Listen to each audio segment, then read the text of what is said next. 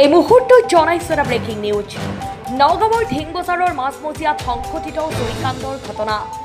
একে নিশাই কেইবাখনো দোকানত চোৰৰ চাফাই অভিযান। চোৰে চুৰি কৰা সমগ্ৰ দৃশ্য বন্দী হৈ ৰল চিচিটিভি কেমেৰাত।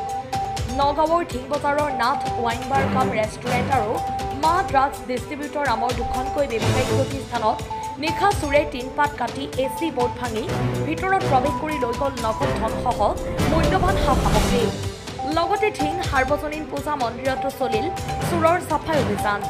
মন্দিৰৰ চিচিটিভিৰ লগতে ভাঙি নিলে মন্দিৰৰ দান পাত্ৰও। ভিডিঅ' জাৰ্নেলিষ্ট মৃণালৰ সহযোগত নগাঁৱৰ পৰা বিভূতি বৰাৰ প্ৰতিবেদন, বটদ্ৰা লাইভ।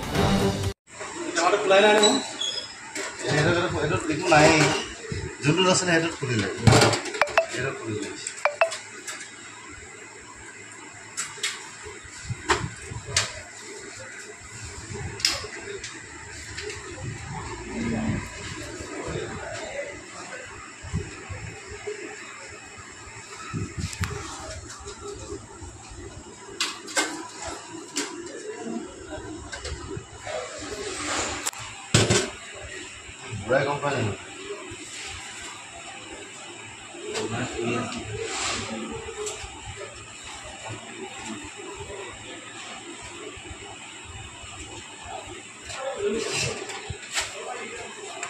মুখখন দেখাটো দেখা দি আছো এতিয়া ধৰিব পাৰিম কি জানি চোন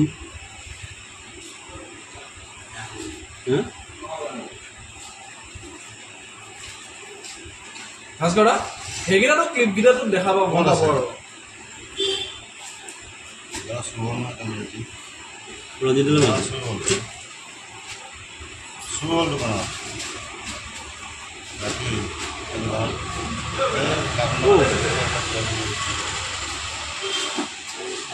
কাপনৰ পইচা একটা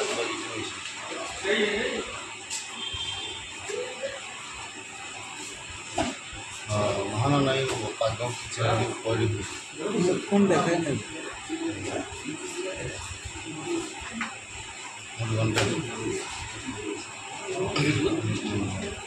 মোবাইলটো কিপেড মোবাইল লৈ আছে দেই।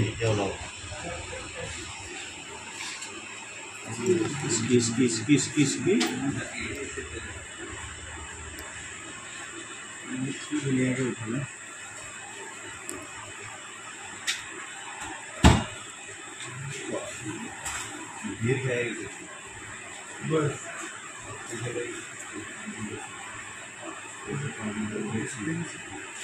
চকু টচ মাৰি চাইছে মুখখন এতিয়া এইখন এই মুখখনটো এতিয়া বন্ধ কৰি দিলা। আচলতে চোৰৰ যিটো অটপালি দৌৰাত্মক এইটো আজি কথা নহয়, আজি বহু বছৰৰ পৰা গতানুগতিকভাৱে চোৰ কৰি আছে। চোৰে মানে কৌশল সলাইছে। আগতে যেনেকৈ আপোনাৰ চাপাৰ ভাঙি বা তলা ভাঙি পেলাই চোৰ সোমায়, তেতিয়া দুই এটা ৰাইজে ধৰিছে, তেনেকুৱা নধৰা নহয়। কিন্তু আজিকালি কি হৈছে, যে চোৰে ওপৰৰ পৰা টিং কাটি বা তেওঁলোকৰ যি এচি বোৰ্ড থাকে সেইবোৰ ভাঙি ভিতৰত সোমাই আৰামত চুৰ কৰি লৈ গৈ আছে। বিভিন্ন সময়ত আমি তেওঁলোকৰ দোকানীসকলৰ অভিযোগ মৰ্মে আমি থানাত অৱগত কৰিছোঁ। কিন্তু ঢিং থানাৰ ফালৰ পৰা আজিৰ তাৰিখলৈকে কোনো ধৰণৰ এটা আমাক চুৰ ধৰাত কৰায়ত্ব কৰাত কোনো ধৰণৰ ব্যৱস্থা গ্ৰহণ কৰি পৰিলক্ষিত হোৱা নাই। যাৰ কাৰণে আজি কিছুদিনৰ আগত আপোনালোকে গম পায় যে বজাৰৰ ভিতৰত মানে সপ্তাহত এখন দোকান 3 বাৰলৈকে চুৰ। তাৰপিছত পহৰা ব্যৱস্থাৰ জৰিয়তে চুৰ কৰায়ত্ব কৰা হ'ল। তাৰপিছত পাব্লিকৰ হেৰিয়ত তেওঁ অকণমান হেৰি হ'ল। তাৰপিছতো সেই বজাৰৰ ভিতৰত চুৰটো নাইকিয়া হ'ল। কিন্তু মেইন যিটো আমাৰ ৰাস্তা, মেইন এটা হাইৱে বুলি ক'ব লাগিব আমাৰ অঞ্চল হ'লেও, এই ৰাস্তাটোৰ ওপৰতে দোকান, ৰাস্তাৰ কাষতে থকা বহু দোকান ইতিমধ্যে বিভিন্ন ধৰণে সোণাৰী দোকান হওক, কাপোৰৰ দোকান হওক, ঔষধৰ দোকান হওক, যোৱাকালি এখন ৱাইন বাৰখনত চিচি কেমেৰা আছে। প্ৰায় দোকানতে চিচি কেমেৰা আছে। চিচি ফুটেজো থানাক দিয়া হয়। তাৰপিছতো কিন্তু আজিলৈকে বজাৰখনত ভাল ধৰণে তেওঁলোকে কোনো ধৰণৰ চুৰ কৰায়ত্ব কৰিব পৰাকৈ কোনো ব্যৱস্থা গ্ৰহণ কৰা নাই। এইটো পাব্লিকে কৈ আছে, আমি কোৱা কথা নহয়। সকলো দোকানীয়ে ব্যৱসায় কৈ আছে। গতিকে আমি চৰকাৰক বা থানাক আমি আহ্বান জনাইছোঁ, অনতিপলমে চুৰকেইটা কৰায়ত্ব কৰি যাতে এটা সুব্যৱস্থা কৰিব পাৰে মানুহক যাতে আশ্বাস দিব পাৰে যে আমি এনেধৰণৰ ব্যৱস্থা গ্ৰহণ কৰিছোঁ, তেতিয়া হয়তো চুৰ কমিব। নহ'লে সদায় হৈয়ে আছে। আজি আকৌ এসপ্তাহৰ পিছত আকৌ গম পাব কোনোবা এখন দোকানত কাটি তেনেকৈ অকণমান ছাইডত গতিকে এইটো এটা সুদূৰপ্ৰসাৰী এটা দৃষ্টান্তমূলক যদি শাস্তি প্ৰদান নকৰে চোৰ ধৰি সমাজৰ দিনত আকৌ হৈ গৈছে। প্ৰায় এনেধৰণৰ ঘটনা সংঘটিত হৈছে, প্ৰায় চুৰি হৈছে আৰু ইতিমধ্যে কেইবাখনো দোকান চুৰি হৈছে। যোৱাকালিও দেখা গৈছে 3খন দোকান চুৰি হৈছে, আপোনাৰ দোকানটো চুৰি হৈছে, কিন্তু আৰক্ষীয়ে এতিয়ালৈকে চুৰ কৰায়ত্ব কৰিব পৰা নাই। কি ক'ব, কালি কি হৈছিল আচলতে? চাওক, আচলতে এটা 59মান বজাত মোৰ দোকানত দুজন চোৰে ভিতৰত সোমাই লণ্ড ভণ্ড কৰি পইচা পাতি লৈ গুচি গ'ল। তাৰ আগে আগে খুব সম্ভৱ মোৰ অপজিটত থকা যিখন দোকান, তেখেতৰ ঔষধৰ হ'লচেলাৰ দোকান দেৱনাথ চামদেৱনাথ, তেখেতৰ দোকানতো সেই একেই গতি। আকৌ এই মুহূৰ্তত শুনিছোঁ মই যে ঢিং সাৰ্বজনীন পূজাবাৰীটো কেমেৰা ভাগি, গান পাত্ৰ ভাগি গোটেইবিলাক লৈ গ'ল। ইয়াৰ আগে পিছেও পৰম্পৰাগতভাৱে ঢিং বজাৰখনত এই চোৰে বিভিন্ন ধৰণে চুৰ কৰি গৈছে।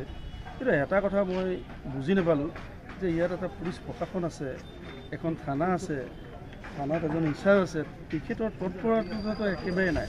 আৰু স্পষ্ট কথা যে ঢিঙৰ নিচিনা এটা জেগাত যদি পহৰাদাৰী টহলদাৰী নথকাৰ কাৰণে এনেধৰণৰ কামবোৰ হয়, তেতিয়াহ'লে সঁচাকৈ দুৰ্ভাগ্যজনক। আৰু স্পষ্টকৈ কৈছোঁ যে ঢিং থানাই যদি অনতিপলমে এই চুৰসমূহক কৰায়ত্ব কৰিব নোৱাৰে, ইয়াৰ উচিত ব্যৱস্থা কিন্তু আমি পাব্লিকে ল'বলৈ বাধ্য থাকিম। দুখনকৈ ব্যৱসায় প্ৰতিষ্ঠান লগতে এটা মন্দিৰ চুৰি কাৰ্য সংঘটিত হৈছে। আপোনাৰ দোকানতো, আপোনাৰ ঔষধৰ যি দোকান আছিল, দোকানটো চুৰি হৈছে, কি ক'ব, কি হৈছিল আচলতে? আমাৰ ওপৰফালে গ্ৰিল আছিলে, গ্ৰিল ভাঙি পেলাই গোটেই আমাৰ মেডিচিন হিচাপ থকা কেছ মোটামুটি 10,000 15,000 মেডিচিনো লৈ গৈছে। মেডিচিনো লৈ কি ক'ব, ঢিং বজাৰত প্ৰায়ে শুনা যায় এনেধৰণৰ চুৰি কাৰ্য সংঘটিত হৈছে। কমচে কম 10টা ঘটনা হৈছে, কিন্তু পুলিচে একো কৰিব পৰা নাই। আপোনালোকে আৰক্ষীক জনাইছেনে? আৰক্ষীক জনাই আছে, যাৰ দোকান হৈ আছে জনাই আছে, কিন্তু কাম একো হোৱা নাই। এতিয়া পুলিচে যদি ব্যৱস্থা কৰে তেনেহ'লে কৰিব পাৰিব, নহ'লে কিবা এটা কৰিব লাগিব।